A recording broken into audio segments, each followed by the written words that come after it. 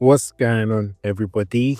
It's your boy Leon from Leon Talks TV, and welcome back to my channel. Today, we're delving into a topic that many guys wonder about when it comes to dating or approaching women, especially in public. We call it the cold approach, right? So, should you approach women solo, or is it better to have a wingman by your side? We're going to explore the research and share some insights, and also highlight the many wingmen to avoid and what actually makes a good wingman, and the insights on how each approach can affect your chances of success. So let's get started. Chapter 1: The Power of the Wingman. First off, let's talk about the wingman. Studies show that men are nearly 150% more likely to approach women when they have or with friends compared to when they are alone.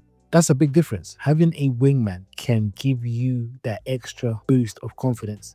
I mean, they can help you break the ice, reduce anxiety, and make it easier to chat with women. Plus, it can be a lot more fun to approach someone with a wingman by your side, especially if you're of the younger generation, someone in their teens or maybe in their 20s, right? Or it's always fun when you're, like, for example, in a nightclub. Those are great times to have a wingman by your side when you see two beautiful girls across the club, and you tell your boy, hey, let's go and chat to those girls over there. Chapter 2: Why going solo can be good too. Now, let's not forget about going solo. Some dating coaches and experts argue that approaching women on your own can actually help build your confidence and self-reliance. When you tackle situations by yourself, you learn to handle your nerves and improve your social skills. It's like training for a sport. You get better with practice. While there's no strong evidence that going solo leads to better results than having a wingman, practicing solo can help you feel more comfortable in the long run. As well as, if you do get rejected, there's no one really there to see you apart from you and the person you're approaching, which can take away the embarrassment, I guess, right? Chapter 3: Personal styles matter. It's important to remember that how well you do can depend on your personal style and the situation. For example, approaching someone in a bar might feel different than meeting someone at a coffee shop. Some guys might feel more confident with a wingman in a lively place, while others might prefer the quiet of a cafe to approach someone on their own. So it really comes down to what works best for you. Chapter 4: Type of wingmen to avoid. However, even with that being said, if you're into having a friend as a wingman to help you approach women, it's important to understand that some friends can be the worst type of wingman. These are the friends you need to avoid when it comes to approaching women. In my lifetime, I've had one or two good wingmen who played the roles well, but let me break it down. I've also encountered some horrendous ones. First, there's the drunk wingman. Oh my days, those guys can be the worst. When you go out and try to talk to girls, they get so drunk that they start saying absolutely ridiculous things. They often end up scaring women away. Then there's a friend who always wants to compete with you. If you both like the same woman, he might try to chat her up, but instead of letting you have a chance, he keeps interrupting. They call it the C blocking, yeah? If you know what that means, right? And I'll be honest, I've had situations where I was trying to chat with a girl and my friend kept on interrupting, C blocking me, to be exact. I was like, bro, give me a chance. Give me a moment to talk to the girl, bro. Like, you just out here sabotaging what I got. And you know the problem with these type of situations where two men are trying to talk to the same girl. Personally, I really don't like it. I hate it. Because it comes off as desperate and shows a lack of abundance. I say 8 out of 10, nothing good ever comes out of it. The only time it works out is when a girl clearly shows who she physically is interested in. I've personally never liked that dynamic because it seems like you're always putting the woman on a pedestal. And to me, that just looks desperate and reflects a lack of abundance. Now, don't get me wrong.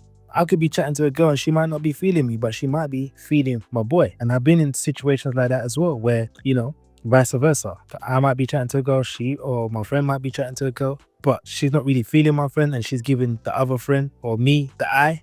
She's giving the strong eye contact. But you just wait for your boy to finish, let him do what he's got to do. If it doesn't work out, say, hey, listen, I think she's feeling me, bro. Like she's been giving me the eye contact. Let me go and talk to her and see where it goes. You know what I mean? At least that way you're being respectful and you're not crossing each other's boundaries. Do you know what I mean? As opposed to you're trying to chat to a girl, as you're chatting to her, you're having a good conversation, and then your friend's trying to talk to her as well. Now you're confusing the conversation because now she's got two people talking to her at once. Because at the end of the day, it's already bad enough is that you're competing with other guys as well to get her attention. Now on top of that, your friends trying to sabotage you on top of that as well. So it's never really a good outcome.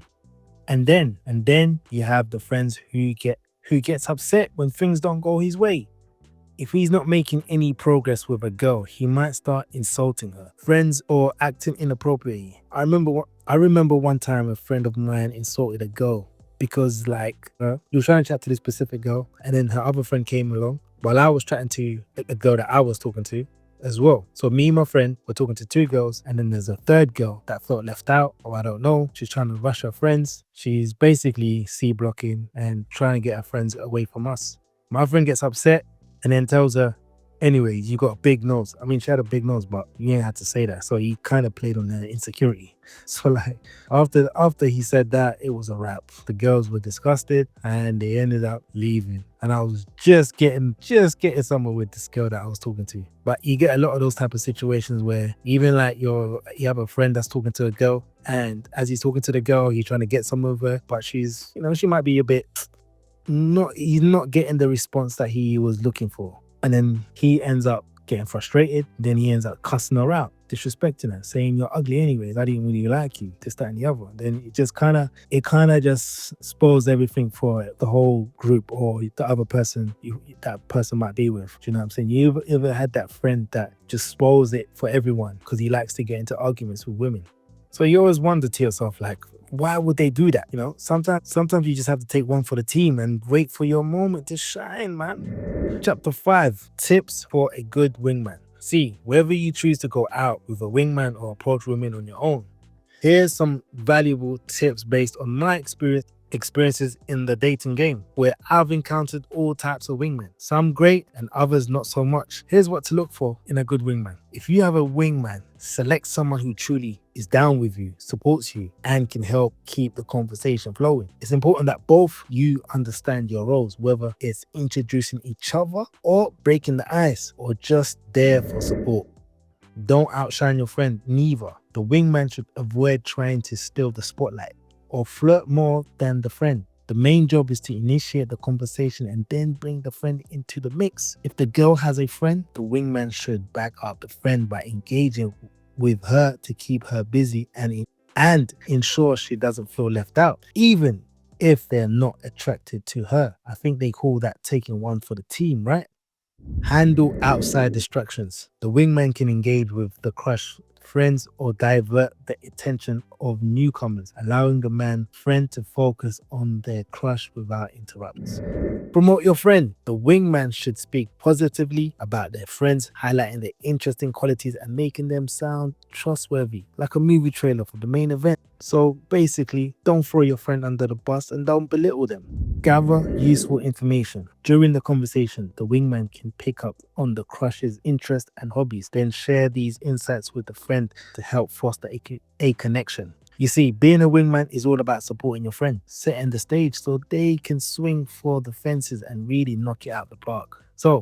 However, just my opinion, it's crucial to have a good team around you when you're out trying to meet women. But if you can't find a good wingman, it might be best to go out on your own. Just muster up the courage, go for it yourself. And at the end of the day, you won't sabotage your own efforts by having someone interrupt your conversations. If you can't control your emotions and act respectfully, you'll be fine.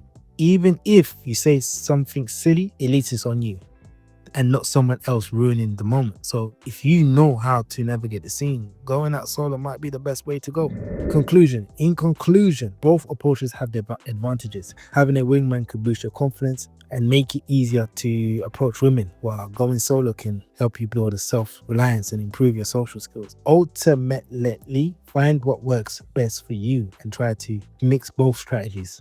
Thanks for tuning in today. If you found this video helpful, give it a thumbs up and let me know your thoughts in the comments below. Have you ever tried approaching women alone or with a wingman? Love to hear your experiences. Don't forget to subscribe for more insights on dating and relationships. See you next time.